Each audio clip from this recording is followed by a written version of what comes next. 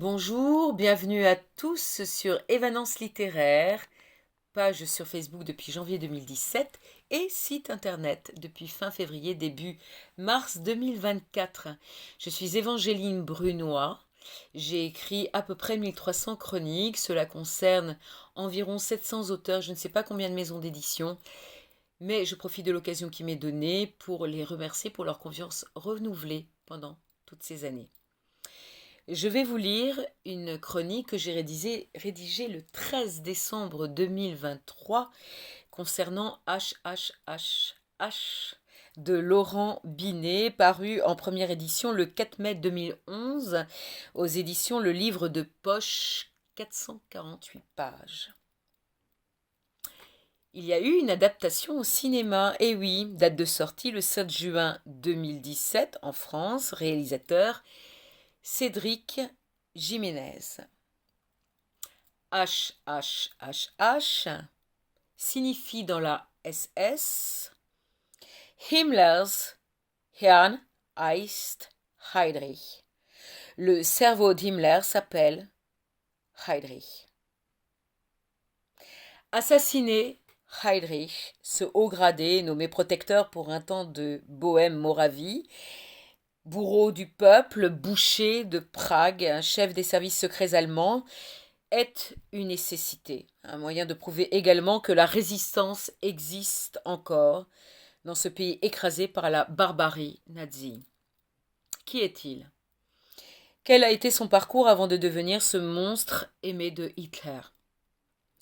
Deux jeunes hommes vont être spécialement entraînés en Écosse et Angleterre dans les forces spéciales pour mener à bien la mission suicide de tuer Heydrich.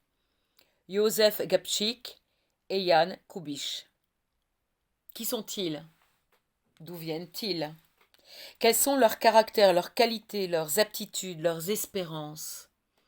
Deux garçons ordinaires qui vont entrer dans la légende, dans l'histoire. L'attentat prévu à Prague, enregistré sous le nom Anthropoïde, provoquera en cas de succès des représailles monstrueuses, inimaginables. Tous le savent, de Churchill au président Beneš, jusqu'aux deux volontaires et leurs complices sur le terrain. Car ils ne sont pas seuls, des civils et des résistants de différents réseaux vont les assister, les cacher, les soutenir psychologiquement et matériellement tout au long de ce parcours du combattant.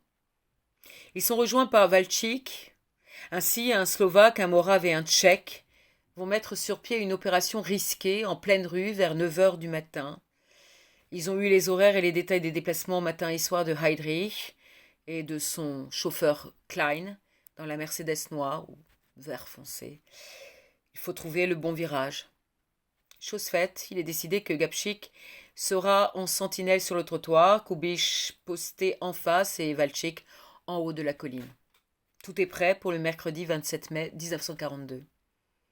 Enfin, c'est ce que pensent nos trois héros, mais rien ne va se passer comme prévu.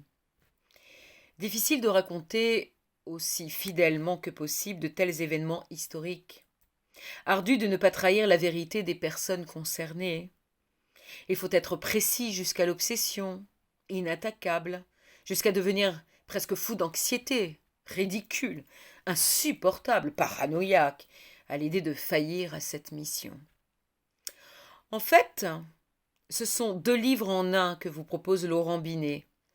Le récit historique et les tribulations d'un écrivain en plein processus de création.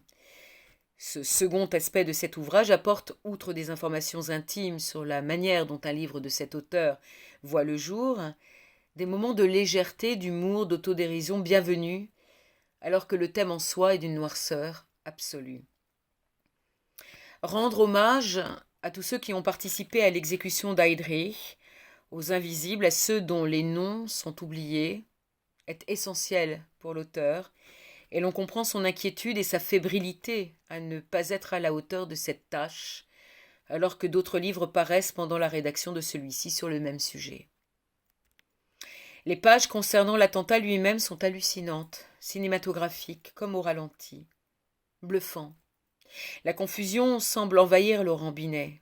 Plus il avance dans le récit, plus il approche de sa conclusion, plus il mélange les dates, se croit en 2008, s'imagine sur place, se perd dans une identification épuisante avec ses héros.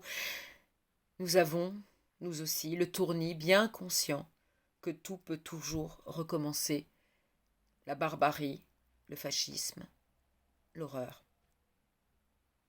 Je suis très curieuse de regarder le film tiré de cet ouvrage.